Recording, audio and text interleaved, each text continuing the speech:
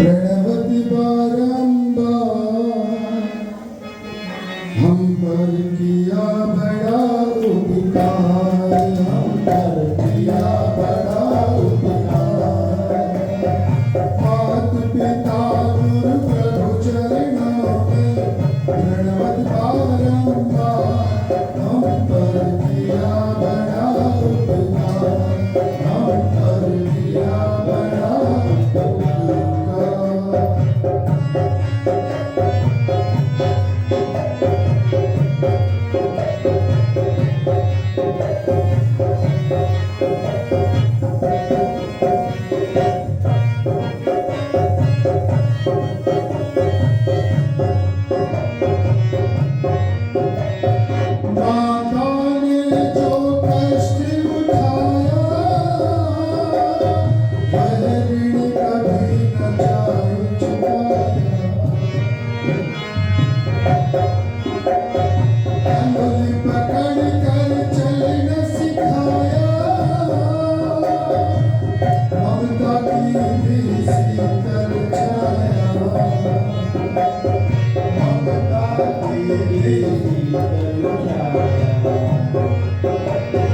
जिनकी गोद में पल करके हम कहलाते होशियार, जिनकी गोद में पल करके हम कहलाते होशियार। हम पर दिया बड़ा उपकार, हम पर दिया बड़ा उपकार। ओ मात पिता गुरु प्रभु चरणों में प्रणवति बारंबार हम पर किया बड़ा उपकार।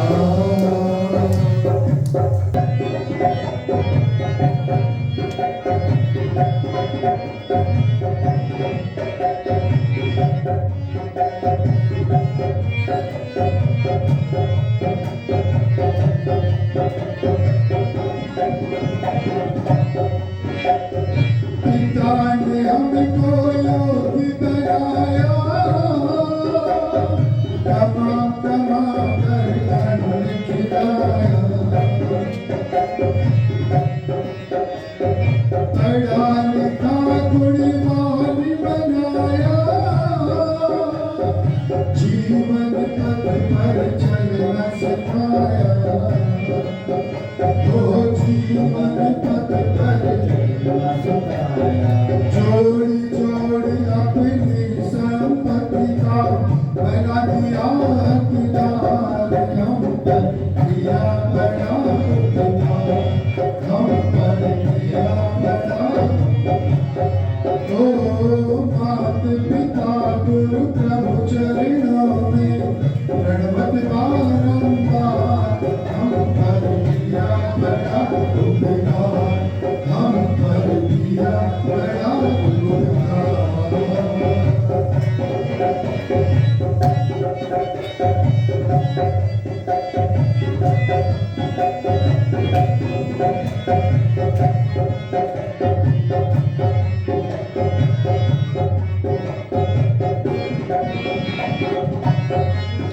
देखिए प्रस्तुत भजन में माता पिता गुरु भगवान चारों को एक लाइन में सजाया गया है। मतलब ये चारों हमारे एक के बराबर है, ये चारों एक ही है। हो तत्व ज्ञान गुरु ने दर्शाया, अंधकार सद्गुरु हटाया। हृदय में दीप भक्ति जलाकर हरि दर्शन का मार्ग बताया। ओ हरि दर्शन का मार्ग बताया। ओ बिना स्वार्थी दया करे, बिना स्वार्थी दया करे। नित्य बड़े उदार हम पर किया बड़ा उपकार, हम पर किया बड़ा उपकार।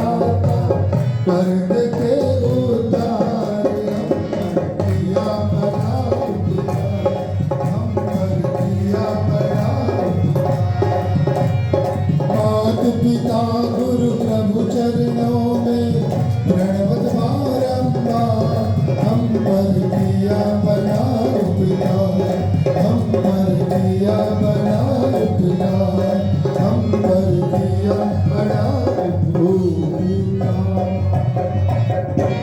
बोले सतगुरु महाराज की। श्री परमात्मने नमः। श्री गुरु चरणकमलेभ्यो नमः। बंदो सतगुरु चरण को करूं सुप्रेम प्रणाम। अशुभ हरण मंगल करण श्री देवचंद्र जी नाम। श्री प्राणिनाथ निज मूलपति श्री मेहराज सुनाम। तेज कुंवरी श्यामा युगल को पल पल करो प्रणाम। मंगल कृष्ण प्रणाम है, मंगल धर्म प्रकाश है, मंगल सुंदर साथ है, मंगल धाम उजास है, मंगल सुंदर साथ है, मंगल धाम उजास है। बोलो वृंदावन बिहारी लाल की, श्री निजानंद स्वामी की, श्री प्राणिनाथ प्यारे की, जी मंगलदास महाराज की, सर्व सुंदर साथ की। मीठा मीठा है मेरे शेर राज जी का नाम। मीठा मीठा है मेरे राज जी का नाम। मीठा मीठा है मेरे शेर राज जी का नाम। मीठा मीठा है मेरे राज जी का नाम। मेरे राज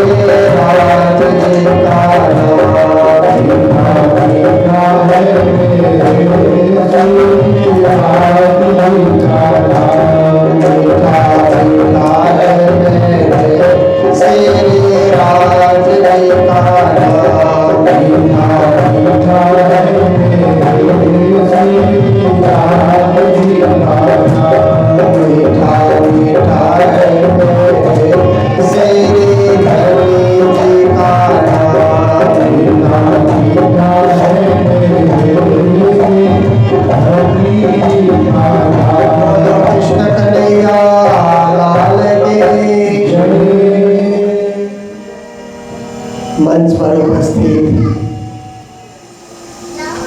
भागवत भास्कर पूज्य स्वामी श्री सदानंद जी महाराज जो हमारे बीच पधारी रहे हैं, और हमारे तीनों संगीतकार जो महाराज जी के काया छाया की तरह चलते हैं, रवि जी, पवन जी, विनय जी, और हमारे मंदिर के पुजारी जी जो हमेशा राज्य की सेवा में और सुंदर साथ के सत्कार में रहते हैं, हमारे प्रकाश शर्मा जी जो प्रणामी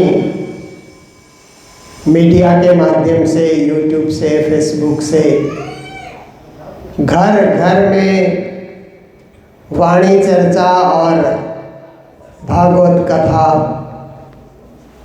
या वार्षिक मेले, जो भी प्रणामी समाज में बड़े बड़े कार्यक्रम होते हैं, आपके घर घर तक पहुंचाने के लिए प्रयास करते हैं, जो इस बार हमारे साथ आए हुए हैं। और आप समस्त कलकत्ता के धर्म प्राण, धर्म शिरोमणि सुंदर साथ जी, माताएं, बहनें, भाइयों, आप सभी को कोटि कोटि करवत्ता प्रेम प्रणाम। देखिए, वार्षिक महोत्सव है ना, एक साल में एक वर्ष पूरा होता है तो वार्षिक कार्यक्रम होता है। पर आजकल समय इतना तेजी से भाग रहा है कि नया साल शुरू होता है तो हम लोग खुश होते हैं, चलो नया साल आ गया। धीरे धीरे करके एक महीना बीत जाता है, दूसरा महीना, तीसरा महीना, फिर नए साल की तैयारी होती है। कितना तेजी से समय भाग रहा है। देखिए, पहले पहले आप सोचिए कि एक साल बहुत लंबा लगता था। बचपन में आप सोचिए कि साल भर के बाद दिवाली आ जाए तो वो दिवाली का समय आने के लिए बड़ी प्रतीक्षा करनी पड़ती थी, दशहरे के लिए, होली के लिए। पर आजकल लोग इतना व्यस्त हो गए हैं कि समय भी उसी तेजी से भाग रहा है। समय तो उसी तरह है जैसे पहला था, परंतु हम लोग भी समय के साथ साथ भाग रहे हैं, दौड़ रहे हैं, भाग दौड़ की जिंदगी में। इसलिए ऐसा लगता है कि वार्षिक मेला कितना जल्दी जल्दी आ रहा है। और वार्षिक जन्म तिथि कहते हैं ना, बर्थडे, बर्थडे भी पहले पहले तो लगता है 50 साल की आयु तक लगता है, हाँ मेरा जन्मदिन आने वाला है। पहले से खुशी होती है, पहले से तैयारी होती है, कहाँ मनाना, कैसे मनाना, किस किस को बुलाना। 50 साल के बाद जब सेकेंड हाफ शुरू हो जाता है ना, दूसरा अध्याय, उत्तरार्ध कहते हैं ना,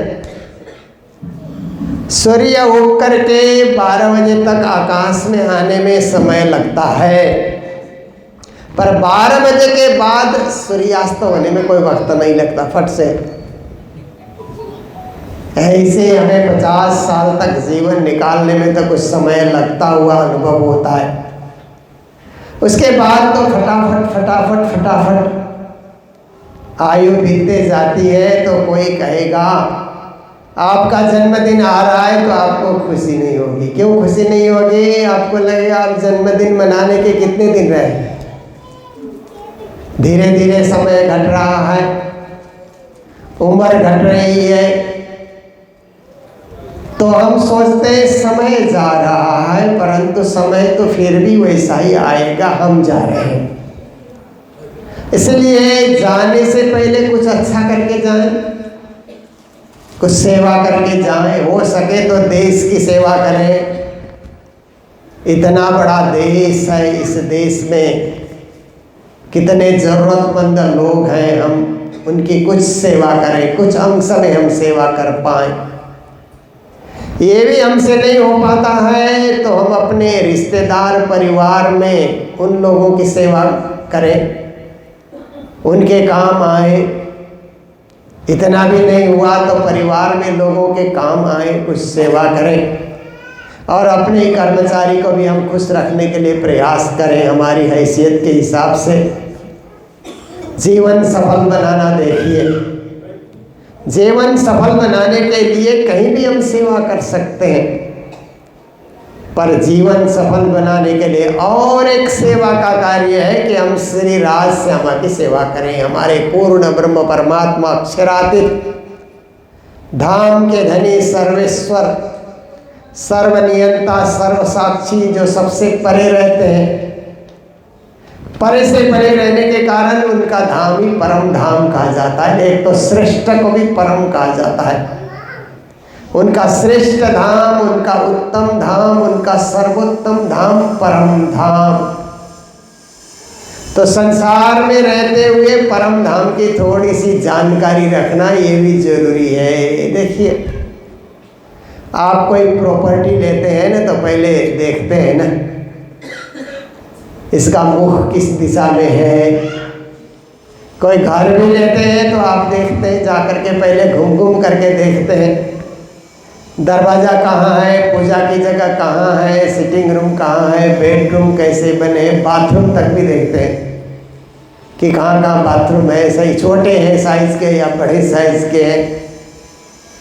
मकान लेने के लिए भी, क्योंकि उसमें हमको रहना है ना, जब हम उसमें रहने के लिए जा रहे हैं तो पूरी सुविधा हम देखते हैं कि हम आराम से रहें और आराम से सोएं। इसके लिए बड़े बड़े पलंग भी लगाते हैं ना। आप सोचिए, घर के पलंग और ट्रेन में जो रेल में सीट होती है ना, वो भी एक पलंग ही है ना। रेल की सीट में भी हम गुजारा कर लेते हैं, छोटी सी सीट में रात भर सो जाते हैं, और घर में आराम करने के लिए बहुत बड़ा पलंग हम लगा लेते हैं। घर में पूरी तैयारी हम लोग रखते हैं। तो एक भजन में कहा गया कि माया के वो पुजारी, आगे की कुछ खबर है, इस घर से और आगे एक दूसरा भी घर है। और श्री प्राणनाथ जी महाराज वाणी में कहते हैं, क्षरथे तीत अक्षर थया अने अक्षरातीत कहवाए, आपण रे जावो ए हज घरे तिया अटकले क्यों पहुँचाए। और गीता जी कहती है, द्वाविभौ पुरुषो लोके क्षरस्साक्षर एव च क्षर सर्वाणि भूतानि कूटस्थोक्षर उच्यते उत्तम पुरुषस्त्वन्यत् परमात्मे तुदारिता यो लोकत्रयमाविश्य बिभर्त्य ईश्वरा। इन तीनों प्रमाणों से हमें मिला कि आत्मा का जो असली घर है वो परम धाम है, परे से परे का धाम। उस धाम में आत्मा पहुंची तो लौट कर नहीं आएगी, दुनिया में आने की जरूरत ही नहीं है।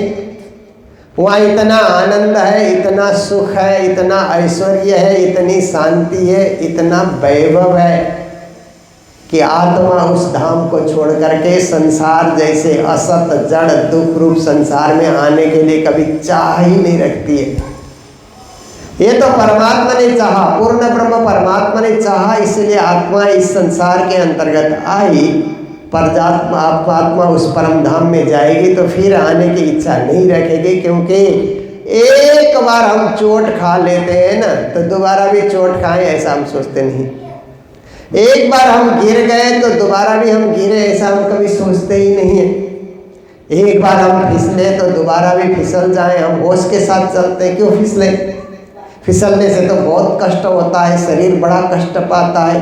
कहीं कोई अंग टूट जाते हैं तो कहीं कितने महीनों तक कष्ट सहना पड़ता है। इसलिए हम होश में चले, विचार के साथ चले। तो एक बार जन्म मरण के चक्कर में पड़ गए तो बार बार जन्म मरण के चक्कर में क्यों पड़ना। इस जन्म मरण के चक्कर से निवृत्त होने का उपाय हमारे सामने है, शास्त्रों ने बताया, गुरुजनों ने व्याख्या करके उसको हमारे समक्ष रख दिया। तो हम ऐसे उस दिव्य धाम में जाने की तैयारी करें जो धाम हमारा आत्मा का धाम है, परमात्मा का धाम है, और उस धाम का नाम परम धाम है। तो वाणी में श्री प्राणनाथ जी महाराज ने गीता में, भागवत में और उपनिषद में तो परम धाम शब्द आया है। यद्गत्वा न निवर्तन्ते तद्धाम परमं मम, ये गीता का श्लोक है। जहाँ जाकर लौटा नहीं जाता वो मेरा परम धाम है। और भागवत का श्लोक है, अहम ब्रह्म परम धाम ब्रह्माहम परमम पदम, मैं ब्रह्म रूप हूँ और मेरा परम धाम है। और हमें उस परम धाम में जा करके परम पद को प्राप्ति करना है। फिर उपनिषद में कहा, परमात्मा परम ज्योति परम धाम परागति सर्व वेदांत सारोहम सर्वशास्त्रे सुनिश्चित। परमात्मा परम ज्योति स्वरूप है, परम धाम में विराजमान होते हैं, सारे शास्त्रों का सार यही है। तो 3 महान महान ग्रंथ उपनिषद, गीता, भागवत में परम धाम शब्द आया है। पर वह परम धाम का ऐश्वर्य क्या है, वहाँ का सुख क्या है? आप देखिए कि आजकल बड़े बड़े शहरों में बड़े बड़े टावर बन रहे हैं ना।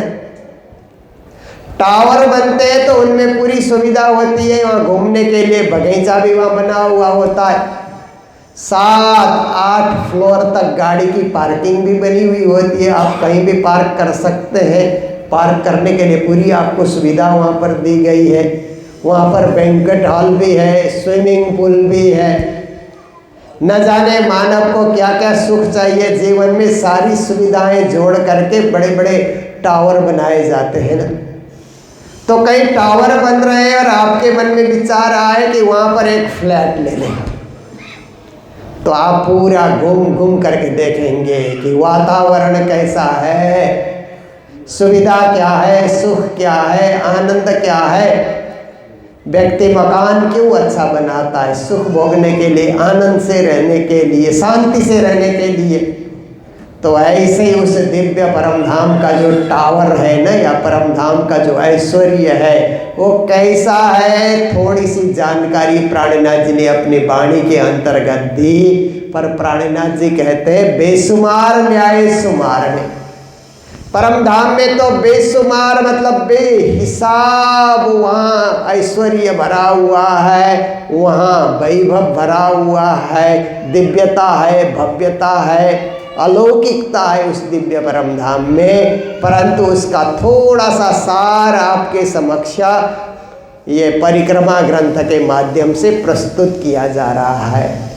तो प्राणनाथ जी महाराज ने आत्मा का घर, परमात्मा का जो घर है परम धाम, उस परम धाम के मध्य में एकदम सेंटर में 25 पक्ष युक्त परम धाम है।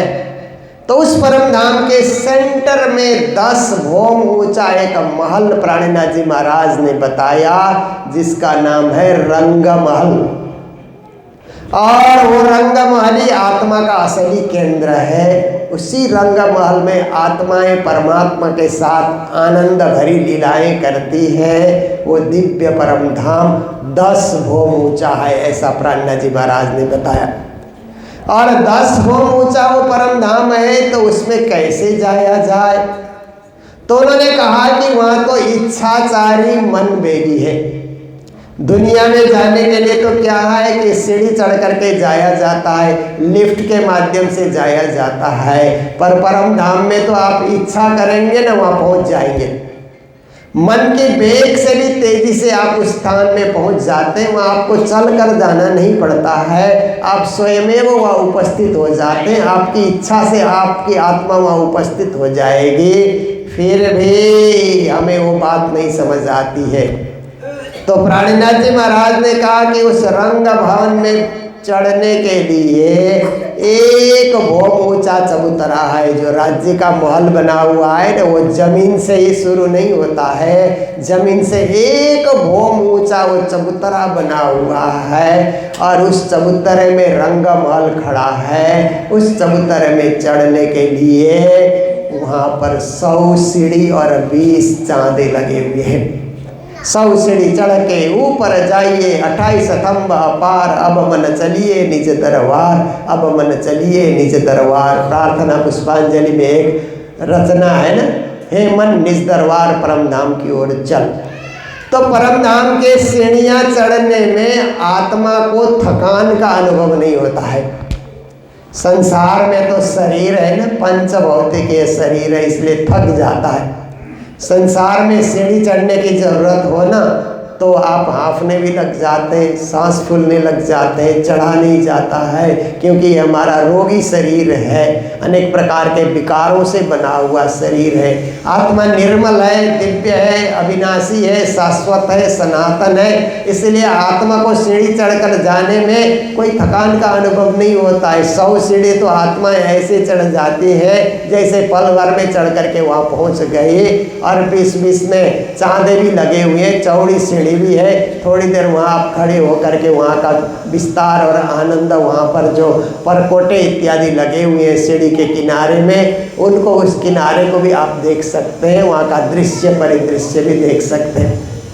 फिर जैसे ही प्रथम भोग में जाते हैं तो 2 भोग ऊंचा दरवाजा है और उस दरवाजे में भी मणिमाणिक्य लगे हुए हैं। आप अंदर जैसे ही प्रवेश करते हैं तो चौक आता है। जैसे बड़े बड़े मॉल में हम लोग जाते हैं या बड़े बड़े भवन में हम लोग जाते हैं तो जैसे ही प्रवेश करते हैं ना तो पहले एक चौक तो आता ही आता है, जहाँ पर थोड़ी देर विश्राम भी किया जा सकता है। होटल में आप जाएंगे तो होटल की लॉबी होती है ना, जहाँ आपको बैठने के लिए और जहाँ पर आपका नाम उसमें रजिस्ट्रेशन के लिए चढ़ाया जाता है। ऐसे ही रंगमहल में भी प्रवेश करते ही 28 स्तंभ का चौक आता है। राजश्यामा जी भी वहाँ पर विश्राम करते हैं जब वन में विहार करके आते हैं शाम की बेला में। तो 28 स्तंभ के चौक में वहाँ पर एकदम सुंदर सुंदर विश्राम के लिए वहाँ पर कुर्सियाँ लगी हुई है। राजश्यामा भी वहाँ पर विश्राम करते हैं थोड़ी देर के लिए। तो वहाँ पर क्या है कि इंद्रावती सखी, अमलावती सखी और उनके झुंड के 300 सखियाँ आरती लेकर के आती हैं और आरती करती हैं। कंचन थाल चऊ मुख देवला दीपक ज्योत प्रकाशे करे आरती जिया बर रानी आनंद अंग उल्लासी। आप लोग शाम को आरती करते हैं ना, सेवा पूजा में शाम को अलग से आरती गाई जाती है, सुबह अलग आरती गाई जाती है। सुबह जो हम लोग आरती गाते हैं तो कहते हैं सुख को निधान, जय सुख को निधान, मंगल आरती सुख को निधान। ये भी परम धाम की आरती है। परम धाम में 5वीं भोग में राजश्यामा जी जाग करके सुंदर सज्जा पे विराजमान होते हैं तो सखियां आरती करने के लिए जाती है। उस समय के परिदृश्य को याद करके प्रातः काल हम लोग आरती करते हैं। सुख को निधान, जय सुख को निधान, ये हम लोग गाते हुए आरती करते हैं। मंगल आरती हम लोग करते हैं। प्रातःकालीन आरती को मंगल आरती कहा जाता है, सायंकालीन आरती को संध्या आरती कहा जाता है। तो संध्या आरती के बेला में हम लोग कहते हैं कंचन थाल, सोने की थाली है, चौमुख दीवला, चारों ओर दिए वहाँ पर लगाए गए, दीपक ज्योति प्रकाशी, दिए से अत्यंत प्रकाश और ज्योति निकल रही है। करत आरती जियाबर रानी, जियाबर प्राणनाथ जी को कहा जाता है जो परमधाम में इंद्रावती सखी के रूप में है, और उनके रानी है तेजबाई जो परमधाम में अमलावती सखी के रूप में जानी जाती है। उनका झुंड 300 का झुंड है। परमधाम में तो 12,000 ब्रह्म सृष्टि है ना, 12,000 ब्रह्म सृष्टि को 40 झुंड बनाया गया है। 3-3 सखियों का एक एक झुंड होता है और उस झुंड की जो सिरदार होती है ना, उनको जुथपति सिरदार भी कहा जाता है। ऐसे परमधाम में सेवा के लिए विभाग बांटे गए हैं। तो उस समय वहाँ पर आरती उतारी जाती है तो आरती का आनंद अत्यंत वहाँ पर अलौकिक बन जाता है। फिर परमधाम में प्रथम भोग जो कहा जाता है उसमें रसोई का चौक भी बना हुआ है। देखिए परमधाम में खाना नहीं पड़ता, आत्मा को कुछ भी खाना नहीं पड़ता है। आत्मा तो ऐसे ही तृप्ति है, तृप्त है ना, खाना तो इस शरीर को पड़ता है, भूख शरीर को लगती है, आत्मा को भूख नहीं लगती। आत्मा को भूख लगती है तो भक्ति करने की भूख लगती है। कभी कभी सुबह आप देखिए निरंतर आप भक्ति करते हैं तो सुबह उठते ही आत्मा कहते भक्ति करो, भक्ति करो, माला करो, जप करो, आरती करो, पूजा करो, वो आत्मा की भूख है। जब आप भक्ति कर लेते हैं तो आपको तृप्ति आ जाती है। आरती करके आपको एकदम परम शांति मिलेगी। ओह मैंने तो राज्य की आरती उतारी, मैंने राज्य के लिए भोग व्यंजन तैयार किया, भोग हमने अर्पण किया, इतना ही नहीं, मैंने चंदन तैयार किया, मैंने माला तैयार की, मैंने फूल को सजाया, मैंने जो है फलों को सुधार करके ठीक किया, तो क्या है, वो फलों को खाने से तो शरीर तृप्त होता है, पर फलों को भोग व्यंजन के लिए तैयार करने से आत्मा तृप्त हो जाती है। आत्मा को तो तृप्त होने के लिए सुगंध भी नहीं चाहिए। कहते पितरों को तृप्त करने के लिए सुगंध की जरूरत होती है ना, इसलिए साल में पितृपक्ष आते ही क्या करते हैं कि पितृपक्ष के दिनों में खीर हलवा बना करके पितरों के नाम से फिर अर्पण किया जाता है, ब्राह्मणों को खिलाया जाता है या ज़रूरतमंदों को खिलाया जाता है। तो उस समय खीर ही क्यों बनती है या हलवा क्यों बनाते हैं, सुगंधित द्रव्य क्यों बनाते हैं? इसलिए कि कहा जाता है पितृलोक में बैठे हुए पितरों को अन्न की जरूरत नहीं होती है, केवल सुगंध की जरूरत होती है। सुगंध से वो तृप्त हो जाते हैं। तो संसार के लोग तो अन्न खा करके तृप्त होते हैं, पितृलोक में बैठे हुए पितर लोग सुगंधि पा करके ही तृप्त हो जाते हैं, सुगंधि से ही पेट भर जाता है। और परम धाम में बैठे हुए साक्षात श्री राज श्यामा को तो सुगंध भी नहीं चाहिए, भाव से ही तृप्त हो जाते हैं। आप में जो भाव है, आप में जो भक्ति है, आप में जो श्रद्धा है, आप में जो समर्पण है, उसको देख करके परब्रह्म परमात्मा तृप्त हो जाते हैं। उनको खाना कुछ नहीं पड़ता है, बस भावना को ग्रहण करना पड़ता है, भावना को स्वीकार करना पड़ता है। भावे ही विद्यते देवो तस्मात् भावई कारणात्, हमारे शास्त्र कहते हैं कि परमात्मा भावना से खुश होते हैं। भावना को पवित्र करना चाहिए, भावना को विशुद्ध बनाना चाहिए। तो परम धाम में रसोई की चौक है, सखियां अपनी भावना अर्पण करती है, पर भावना अर्पण करने के लिए कुछ सामग्री तो चाहिए ना। जैसे कभी कभी क्या होता है कि आपके घर में मेहमान आ गए तो आप पूछेंगे ना क्या लेंगे, ठंडा लेंगे, गरम लेंगे, ये तो एक पूछने का एक ढंग है ना। क्या लेंगे आप, क्या बनाएं? तो मेहमान लोग कहते हैं हम तो खाए पिए आए हैं, अभी इस वक्त ठंडा की भी ज़रूरत नहीं है, गरम की भी ज़रूरत नहीं है। पर आपके मन में जो भाव प्रकट होता है ना, ऐसे साधारण लोग होंगे तो कहेंगे चलो इन्होंने मना कर दिया तो कुछ नहीं देते, पर भावना युक्त लोग रहेंगे ना, तो भावना युक्त लोग भले ही वो मना करें पर कुछ ना कुछ सजा करके ले आते हैं। भले ही ठंडा ले करके आए, गरम ले करके आए, कुछ ला करके प्रस्तुत करते, बोलिए कुछ नहीं तो आप जो है जरा सा पी करके देखिए, नहीं तो हाथ लगा दीजिए। आपको कुछ नहीं लेना है तो हाथ भर लगा दीजिए, हमें खुशी होगी। तो जो मेहमान आए हुए रहते हैं उनकी भावना को देख करके वो शरबत भी पी जाते हैं, चाय भी पी जाते हैं, पकोड़े भी खा जाते हैं, ठंडी के दिन हो तो लड्डू भी खा जाते हैं, है ना, गाजर का हलवा हो तो वो भी खा जाते हैं। पहले हम तृप्त है कह रहे थे, परंतु बाद में सामने वाले की भावना देख करके उस भावना को ग्रहण करने लगे। तो भावना को ही हम ग्रहण करेंगे, करने से भावना तो दिखती नहीं है, इसलिए सामग्री को ग्रहण करने से ही भावना ग्रहण करते हुए अनुभव हो जाता है। इसलिए कभी कभी कुछ बालक लोग प्रश्न करते हैं ना, जब राज्य महाराज पूर्ण ब्रह्म परमात्मा कुछ नहीं खाते तो इतने व्यंजन क्यों सजाते हैं? भावना के लिए। तो खाएं न खाएं पर हमारी भावना है ना, हमारा मन उसमें खुश हो जाता है। उनको धरा करके पाने से हमें वो प्रसाद का दिव्य स्वाद का अनुभव होता है। आप घर में खूब व्यंजन बनाइए और बैठ करके मज़े से खाइए, वो स्वाद नहीं आएगा जितना भोग धरा करके आप प्रसाद पाते हैं। प्रसाद में जो स्वाद होता है वो निराला स्वाद होता है, क्योंकि परमात्मा की दृष्टि उसमें पड़ी। परमात्मा ने ग्रहण तो नहीं किया उसको, पर उनकी दृष्टि उस पर पड़ी, हमारी भावना में उनकी दृष्टि पड़ी और भावना को सजाने के लिए हम लोगों ने सामग्री को सजाया, उस सामग्री के ऊपर परमात्मा की दृष्टि पड़ी, वो प्रसाद बन गया। प्रसाद का स्वाद ही निराला होता है और प्रसाद को कभी भोजन नहीं समझा जाता है ना। प्रसाद का एक एक कण भी चाट चाट करके खाया जाता है। आपने गुरुद्वारे में लंगर को देखा होगा, कभी जाना चाहिए गुरुद्वारे के लंगर में। पत्तल में लंगर बांटा जाता है तो गुरुद्वारे के जो भक्त होते हैं ना, शिष्य कहा जाता है, शिष्य कोई सिख कहा जाता है। सिख शब्द भी शिष्य शब्द के लिए, गुरु नानक के शिष्य है ना।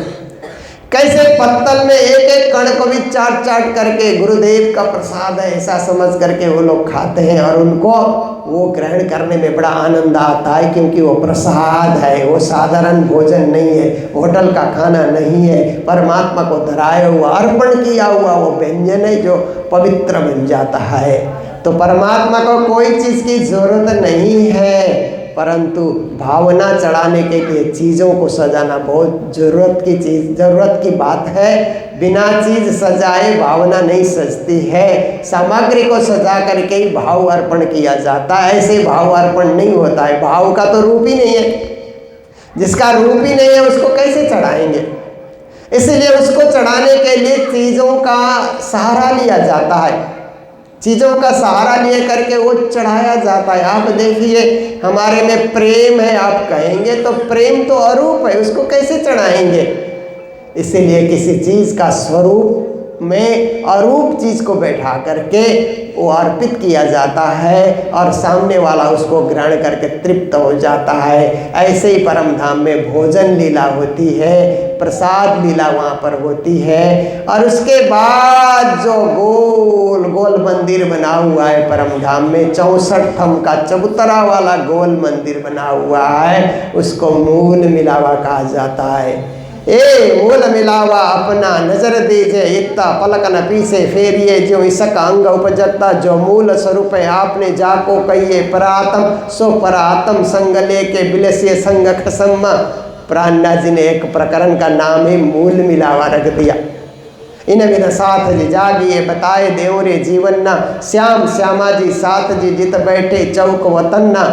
वो 64 थम का एक चौक है, चबूतरा है, कमर भर ऊंचा चबूतरा है, 3 सीढ़ी है उसमें चढ़ने के लिए। चबूतरे में जैसे ही प्रवेश करते हैं तो नीचे गिलम बिछी हुई है, मुलायम गलीचे को ही गिलम कहा जाता है। ऊपर चंद्रमा टंगा हुआ है, चंदुआ जिसको कहा जाता है, और वहीं पर 12,000 ब्रह्म सृष्टि बैठी हुई है। मध्य में सहस्र कमल दल के समान एक परिदृश्य है, उसी गिलम के ऊपर वहाँ पर कंचन रंग का राजश्यामा का सिंहासन है। इसलिए हम लोग सुबह सुबह सेवा पूजा में बोलते हैं ना, श्री राज श्री ठकुरानी जी प्रथम भोग में विराजमान भय, तहाँ कंचन रंग को सिंहासन तिनके 6 पाए 6 डाणे, एक एक डाणे में 10-10 रंग जबरों की झलकत है। वो मूल मिलावे के सिंहासन में चमचमाता हुआ सिंहासन है, वहाँ पर जुगल किशोर बैठे हुए हैं। साक्षात पूर्ण ब्रह्म परमात्मा श्रीराज जी युगल है,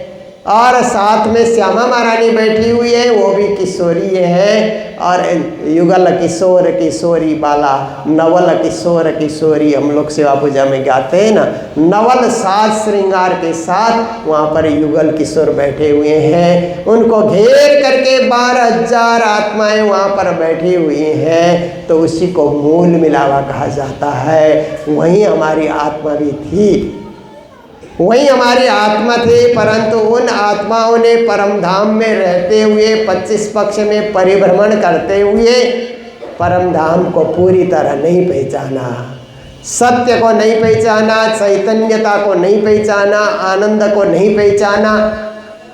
क्योंकि सत्य ही सत्य में रहते हैं तो सत्य का अनुभव नहीं होता है। झूठ देखने के बाद ही सत्य की महिमा का पता लगता है ना।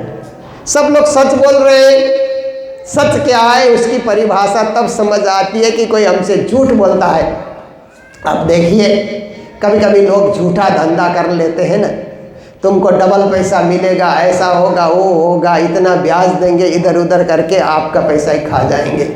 जब ऐसा झूठा धंधा करने वाले आपके सामने आते हैं तब आपको सत्य की महिमा का पता लगता है कि झूठे लोग कितने ठग होते हैं, कितने बदमाश होते हैं और किस ढंग से वो लोग चोरी करते हैं। जब तक कोई हमारे से झूठा व्यवहार नहीं करता है हम सत्य की परिभाषा समझ ही नहीं पाते। झूठ को देखने के बाद सत्य की महिमा क्या है, वास्तविकता क्या है, तब आपको पता लगता है। इसलिए श्री राज जी ने सखियों को झूठ भी दिखाना चाहा।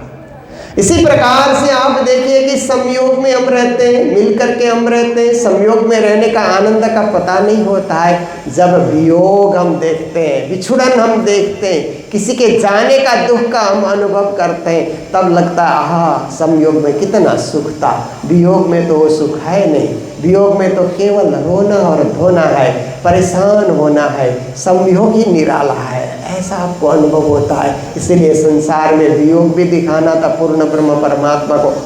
फिर पूर्णता ही पूर्णता में हमें पूर्णता का अनुभव नहीं होता है जब तक हम अपूर्ण को नहीं देखते हैं, अधूरापन को नहीं देखते हैं, तो पूर्णता का भी अनुभव हमें नहीं होता है। इसीलिए भी इस संसार में अधूरा संसार है। यहाँ तो उम्र भी अधूरी है। हर आदमी चाहता है कि हम 100 साल से ऊपर जिए।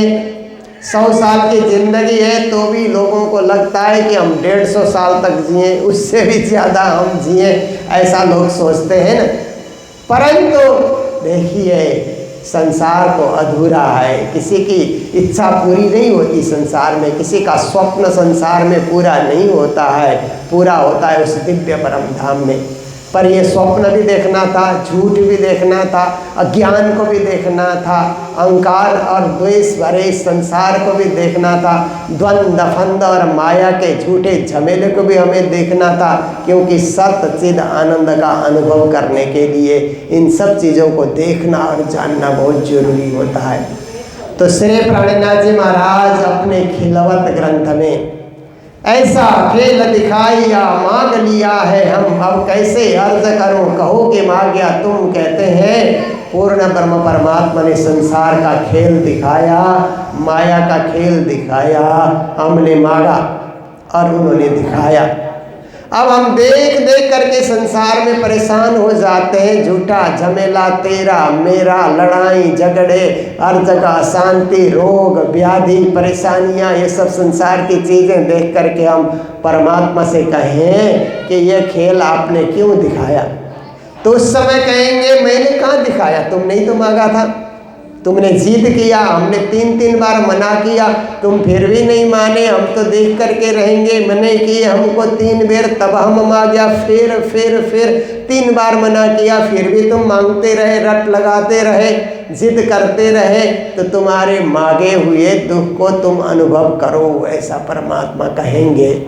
परंतु परमात्मा निर्दयी नहीं है। परमात्मा को क्या कहा जाता है कि करुणा के सागर। परमात्मा करुणा के सागर है। दीना नाथ, दीन बंधु, पतित पावन, ऐसे परमात्मा के नाम है ना।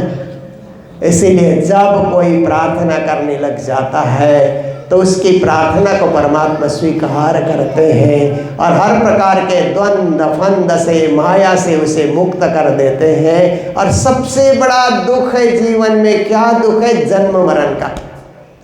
और दुख के लिए तो इलाज है, दुनिया में और बीमारियों के लिए इलाज है, परंतु प्राणनाथ जी कहते हैं न, सखिरी आत्म रोग बुरो लग्यो, या को दारू न मिले तबीब, 14 भवन में न पाइए सो हुआ हाथ हबीब। कहते हैं एक ऐसी बीमारी लगी है, जन्म मरण की बीमारी, उसके लिए ना कोई दवा है ना कोई वैद्य है। उसके लिए कोई वैद्य है तो हमारे सदगुरु महाराज है, और दवा है तो तारतम वाणी है। सदगुरु महाराज के मुखार बिंद से तारतम वाणी का रसस्वादन जब हम करने लग जाते हैं ना, तो ही आत्मा रोग का निवारण हो जाता है, आत्मा रोग का उसकी निवृत्ति हो जाती है। अन्यथा ये जन्म मरण का रोग चलता रहेगा, लगा रहेगा, इससे छुटकारा पाने के लिए कोई उपाय नहीं है। तो तारतम वाणी को श्रवण करना। देखिए हम लोग श्रीमद् भागवत का श्रवण करते हैं ना, श्रीमद् भागवत का श्रवण करते हैं तो 9वें स्कंद तक तो भागवत की भूमिका मानी जाती है। जैसे कोई किताब आप पढ़ते हैं ना तो शुरू शुरू में भूमिका के पन्ने आते हैं ना, भूमिका पढ़ने के बाद किताब के अंतर्गत क्या गूढ़ रहस्य है अध्याय तब शुरू होता है। प्रारंभ में तो भूमिकाएं होती है। ऐसे ही भागवत के 9वें स्कंद तक की राजा महाराजा अवतारी पुरुष और भक्तों के जो चरित्र को सुना जाता है, पढ़ा जाता है, भागवतकार कहते हैं ये तो भागवत की केवल भूमिका है। असली भागवत तो 10वें स्कंद से कृष्ण लीला से भागवत शुरू होती है। और कृष्ण लीला में भी गोपियों की जो भक्ति है ना, वो सर्वश्रेष्ठ भक्ति है। गोपी भाव की जो भक्ति कहा जाता है। गोपी कौन है? गोपी कृष्ण अनादि एक है, जल तरंग ज्यों वारी, कारण एक रचो यह कारज आए भई ब्रज नारी। गोपी और कृष्ण केवल संसार के गोपी कृष्ण नहीं है, परम धाम के पूर्ण ब्रह्म परमात्मा श्री राज ही कृष्ण है। और वहाँ की ब्रह्म सृष्टि गोपियाँ बन करके आई हैं। जल तरंग ज्यों वारी, जैसे पानी और पानी के तरंग में कोई अंतर नहीं होता, ऐसे और कृष्ण और गोपियों में कोई अंतर नहीं है। क्यों संसार में आए? संसार के जीवों को भक्ति की महिमा बताने के लिए, संसार के जीवों को मोक्ष की महिमा बताने के लिए, परम पद की महिमा बताने के लिए। अन्यथा संसार के लोग जानते ही नहीं कि परम धाम भी है। संसार के लोग तो बहुत सारे लोग तो संसार को ही स्वर्ग मानते हैं। स्वर्ग भी यही है, नरक भी यही है, ऐसे बहुत सारे लोग परिभाषा करते हैं ना। पर ऐसी बात नहीं है। स्वर्ग इससे परे है, नरक इससे परे है। ये कर्म भूमि है। पृथ्वी लोक को कर्म भूमि कहा जाता है। आप जैसे कर्म करोगे वैसे ही फल आपको भोगना पड़ेगा।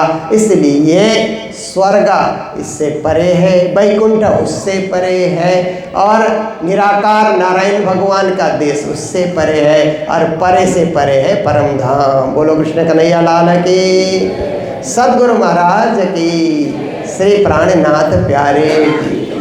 मीठा मीठा है मेरे श्री राज जी का नाम, मीठा मीठा है मेरे श्री राज जी का नाम, मीठा मीठा है मेरे श्री पिया जी का नाम, मीठा मीठा है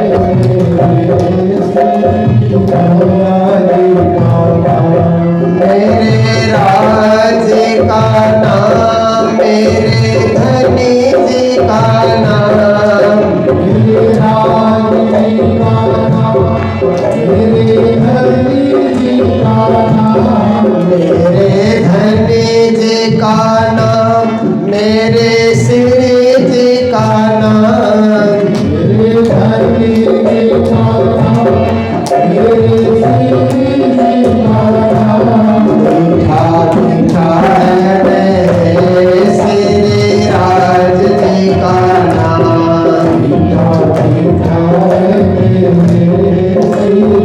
राज जी का नाम, मीठा मीठा है मेरे श्री सतगुरु जी का नाम, मीठा मीठा है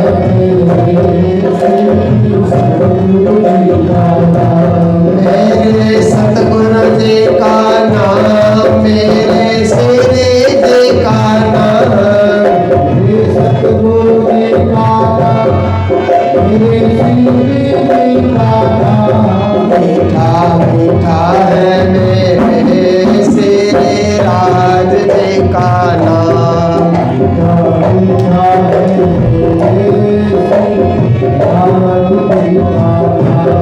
मीठा मीठा है मेरे श्री धनी जी का नाम, मीठा है मेरे श्री धनी जी का नाम, मीठा मीठा है मेरे श्री पिया जी का नाम, मीठा मीठा है मेरे श्री पिया जी का नाम। सतगुरु महाराज की, श्री प्राणनाथ प्यारे की, सर्व सुंदर साथ की।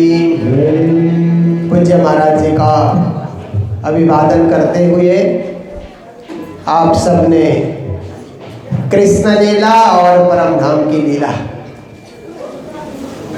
अवास्तविक लीला, सत्य लीला, अखंड लीला परम धाम की लीला है। उसी परम धाम की लीला को जगत में उतारा गया तो उसी लीला को गोपी कृष्ण की लीला कहा जाता है, जो परम धाम में राज्य और सखियों की लीला कहा जाता है। ये दिव्य लीला के हम भी सहभागी बने, उस दिव्य लीला में हमारी आत्मा भी सम्मिलित रहे, सम्मिलित थे और सम्मिलित रहेगी, ये पूर्ण विश्वास हम लोग रखें। यही वाणी का सार है और यही वाणी का रहस्य है जो आप सबके समक्ष थोड़े से समय में सुनाने के लिए प्रयास किया गया। अब समय भागवत का हो रहा है, इसीलिए आप सब लोग भक्तिपूर्वक भागवत का रसास्वादन करें। कन्हैया लाल की, सदगुरु महाराज की, श्री प्राणनाथ प्यारे की, श्री धाम के धनी की प्रणाम।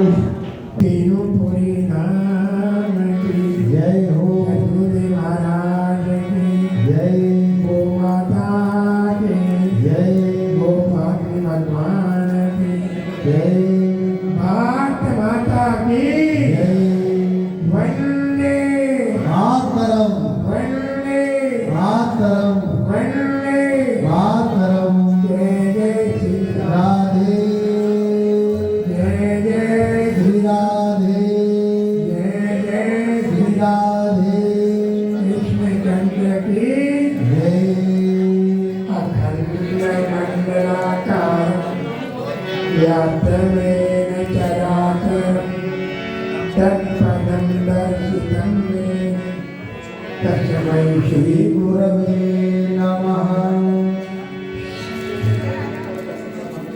सच्चिदानंद रूपाय विश्वोत्पत्त्यादि हेतवे, तापत्रय विनाशाय श्रीकृष्णाय वयं नमः। मूकं करोति वाचालं पंगो लंघयते यत्कृपातमहं वन्दे परमानंद माधवम्। वन्दो सद्गुरु चरणिको करुणि प्रेम प्रणाम, अशुभ हरण मंगलकर देव जन्नती प्राणनाथ तुम शक्ति हो, तुमसे चलत जहाँ मैं आधीन करनी में बाण गए लाज। मंगल कृष्ण प्रणाम है, मंगल धर्म प्रकाश, मंगल सुंदर साधन, मंगल राम उल्लास। गुरु को के जय वंदे, कोटि कोटि प्रणाम, कीर्तन जाने ब्रह्म को गुरु करते आप समान। गुरु की मूर्ति चंद्रमा श्रीमती जानी चको, अष्ट प्रहर नीलकंठ मैं गुरु चरण की ओर, गुरु चरण की ओर आरती। गाड़ी नंबर 8114 रास्ता रुका हुआ है, जिसकी गाड़ी हो ठीक लगा दिया। 8114 राधे राधे बोलो सहारा मेरा, राधे राधे बोलो सहारा मेरा, राधे राधे बोलो सहारा मेरा, राधे राधे बोलो सहारा मेरा। जीवन तुमको जीवन का तुमको दोबारा मिलेगा, राधे बोलो सहारा मेरा, राधे राधे बोलो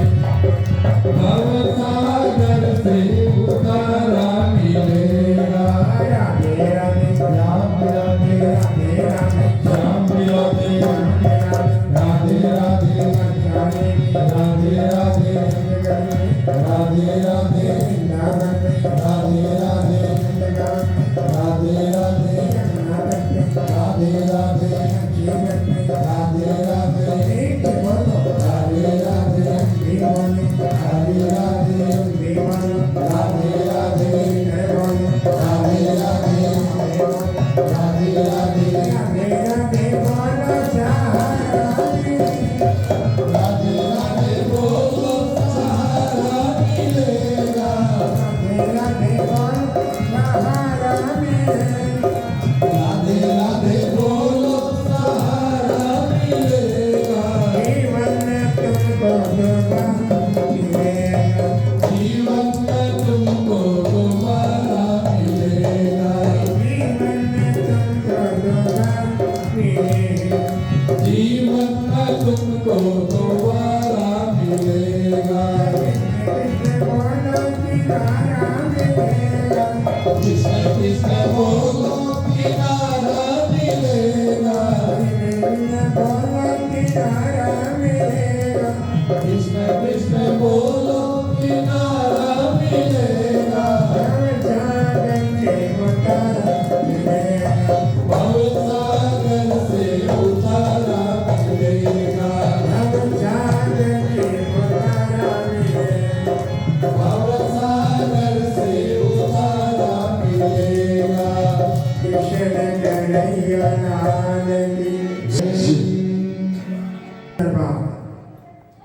मंगल धाम काली पहुंचे परम सम्मानीय वाणी बीतक वेद शास्त्रों के प्रकांड विद्वान सरस प्रवक्ता अंतर्राष्ट्रीय संत श्री 108 महाराज श्री मोहन प्रियाचार्य जी समस्त संगीत बंधु प्यारी धर्म प्रेमी मानती शक्ति सज्जन विभक्त समुदाय पवित्र आत्मा महान आत्माओं परमात्मा सदा समझे अति प्रिय रानी सुंदर संतजनों हमारा प्रणाम स्वीकार करें। प्रणाम जी। सुन रहे थे यदा यदा हि धर्मस्य ग्लानि भवति भारत अभ्युत्थान धर्मस्य तदा आत्मस्तता।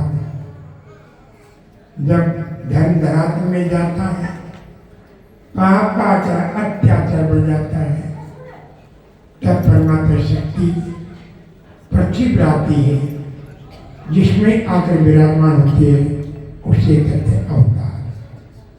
द्वापर युग में कंस के अत्याचार से बड़ी तो आनंद कर्ण परब्रह्म परमात्मा श्री कृष्ण अवतार लिया। लाल की 84 वर्ष में खुशियाँ चाहिए विश्व में हितोदल खुशियाँ और सभी मंगल बधाइयाँ कार्य भगवान शिव भी दर्शन आ रहे। राधे राधे रटोटे आएंगे बिहार राधे राधे रटोटे ले आएंगे बिहारी यशोदा के लाल भाई पंकज भाई यशोदा के लाल भाई पंकज भाई मंगल बधाई अति मंगल बधाई तो मंगल बधाई यशोदा के लाल भाई मंगल यशोदा के लाल भाई मंगल बधाई मंगल प्रिया जनाई मंगल प्रिया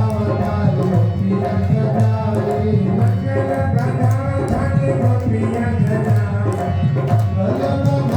मंगल प्रिया जनाई अन्य भय जाते अन्य भय आए नभुत साथी लाती मंदिर वाले आए यशोदा के हो यशोदा के लाल मंगल यशोदा के लाल भाई मंगल बधाई यशोदा के लाल भाई मंगल बधाई यशोदा के लाल भाई मंगल बधाई जैसे तो मेरे नारी बोले न शर्माते हैं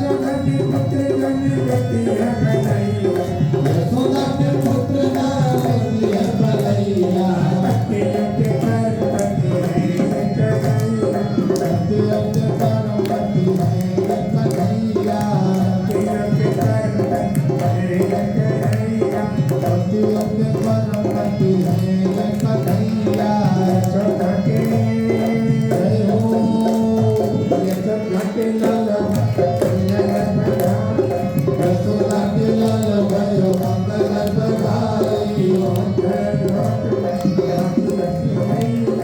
यौदा लोक में रानी है कन्हैया यौदा लोक में रानी है कन्हैया नागा स्वरूप लेती मंगल ब्रह्म आईला नागा स्वरूप लेती मंगल ब्रह्म आईला आमती में बधाई गान गाते हैं राधिका सदान प्रेम झोली भर गाते हैं यशोदा के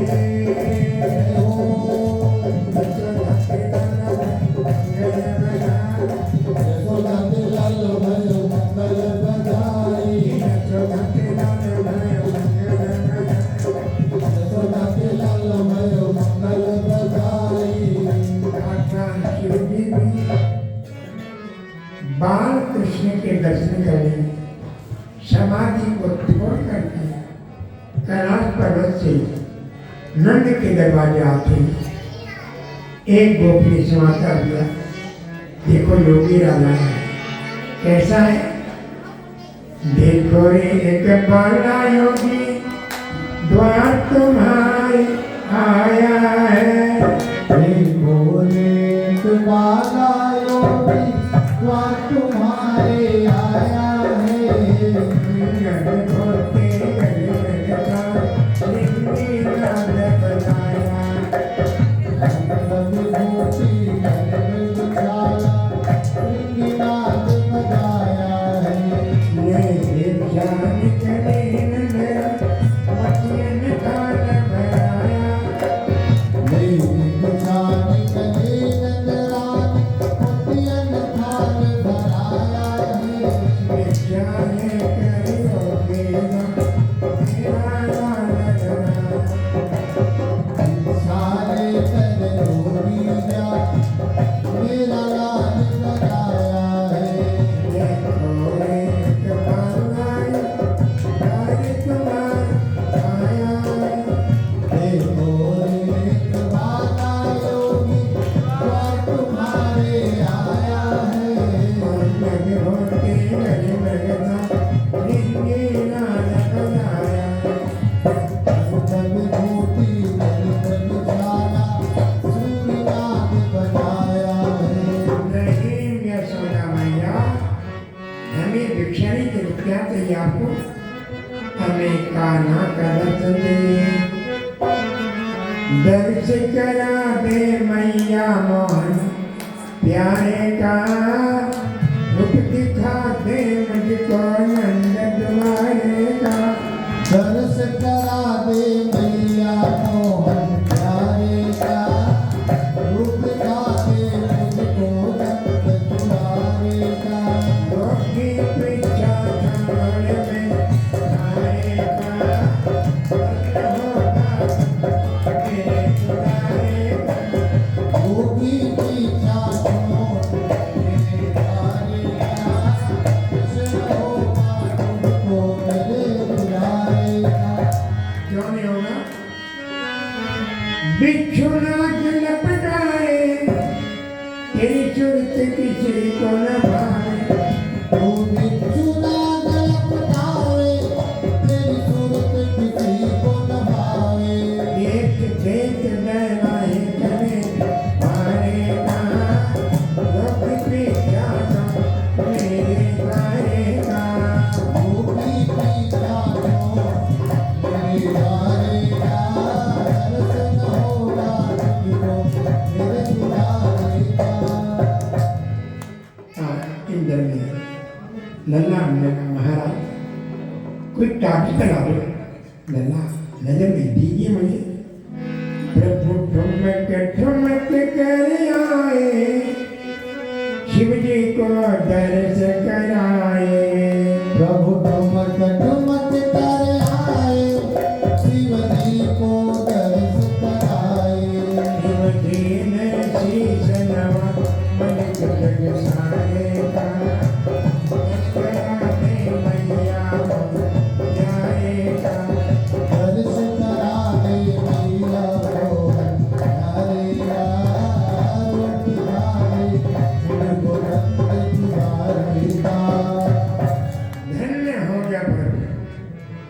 आपके बाल रूप के दर्शन करके युग युग की साधना पूरी। आपके पावन चरणों में विनती है कि एक बार राष्ट्रीय दर्शन करवा। योगी राय रास में योगी कभी नहीं आ सकते, तो सिर्फ योगी वो भी आते हैं। प्रभु आप आशीर्वाद दो, मैं रास में गोपी में जाऊँ, स्वरूपी 11 साल गाँव का हुआ, शरद कुमार की रात्रि होगी, बंसी बजाऊंगा तो तुम गोपी अवश्य भगवान शिव रात में गोपी में कराएंगे। लो मैया अब ये कलिया सब बरसाएगा। व्याकुल नैन से देखे सावरिया, व्याकुल नैन से देखे सावरिया, भोला गया है अपनी नगरिया, भुला गया है अपनी नगरिया, अपनी नगरिया, अपनी नगरिया। कृष्ण का चरण कृष्ण का स्वरूप अपने दिल में दिखाओ।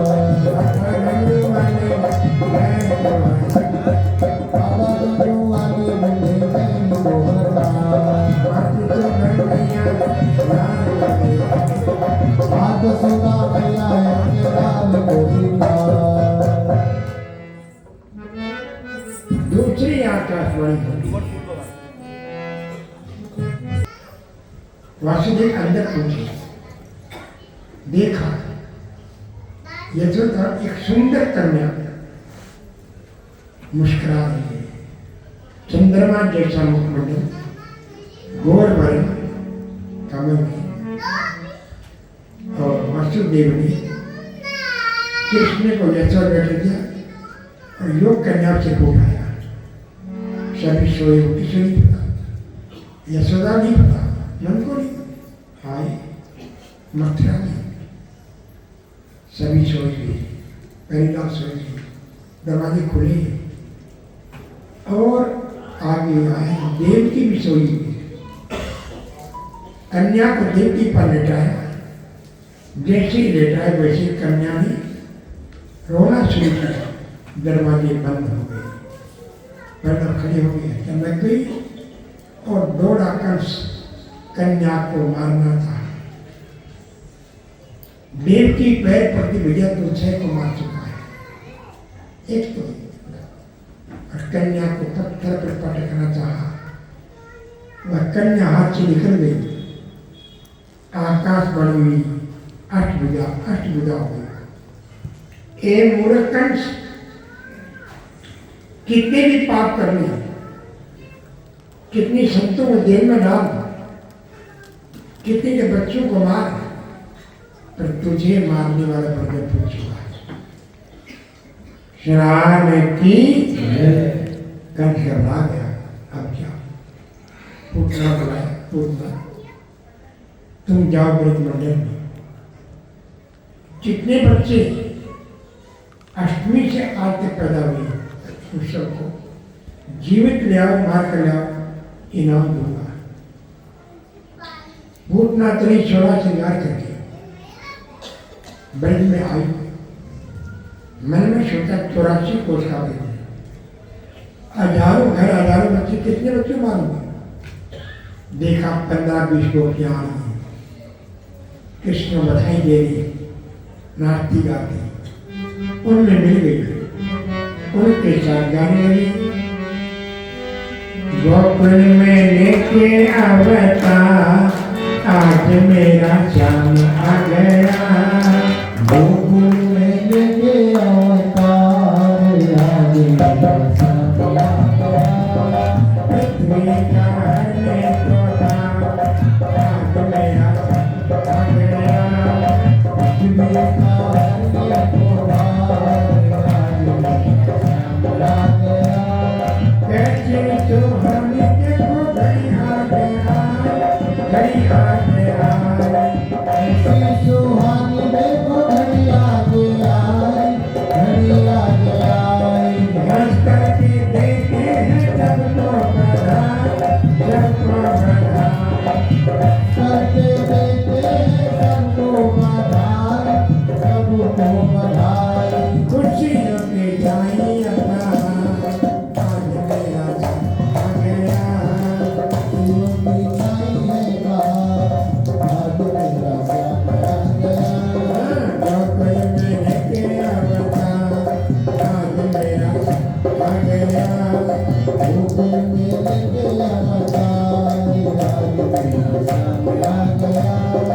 कहने को था आज मेरा आ गया